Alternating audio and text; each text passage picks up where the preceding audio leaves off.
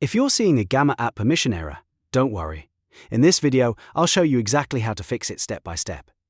This is a common issue when the wrong Google account is active, when the deck hasn't been shared correctly, or when the link settings are too restricted.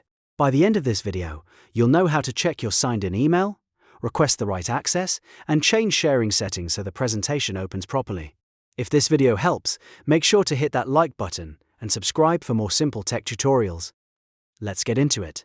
First, look at your profile image in the top corner and verify which email account is currently active. This is one of the most common reasons Gamma shows a permission error. Sometimes you may think you're signed in with the right account, but another Google account is actually selected in the browser. So take a moment to confirm the exact email address that was given access to the file. If the email is not correct, log out completely and sign back in using the precise account that was invited. A full sign out and sign in often fixes access problems immediately. Next, if you're trying to view someone else's deck, you'll need to request a sharing update from the owner.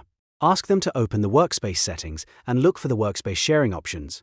If the current setting is showing no access, they need to change it to View, Comment, or Edit, depending on what level of access you need.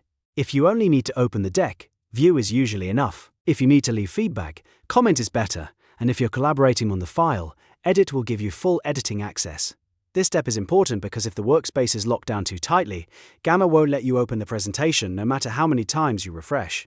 Now, if you are the owner of the presentation and other people still can't see it, the fix is to switch the link permission to public access. Open the presentation, go to the top menu, and click Share. Inside the sharing menu, find the permission setting and change it to anyone with the link can view. This makes the deck accessible to anyone who has the link, which is especially useful if you're trying to send a presentation to clients, teammates, or viewers outside your organization. Just make sure you choose the right permission level for your needs. If you only want people to view the deck, don't give editing access unless you really need it. After changing the setting, copy the new link and try opening it again in a fresh browser tab or an incognito window. This helps confirm that the sharing settings are working properly. If the file still doesn't open, double-check that you're using the correct account and that the owner really changed the workspace sharing settings, not just the individual file link. In many cases, the problem is caused by one small mismatch between the active email and the shared permission. So to recap, first verify your active email account, then log out and log back in with the exact email that has access. Then request a sharing update if you're viewing someone else's deck, and finally switch the link to anyone with the link can view if you're the owner.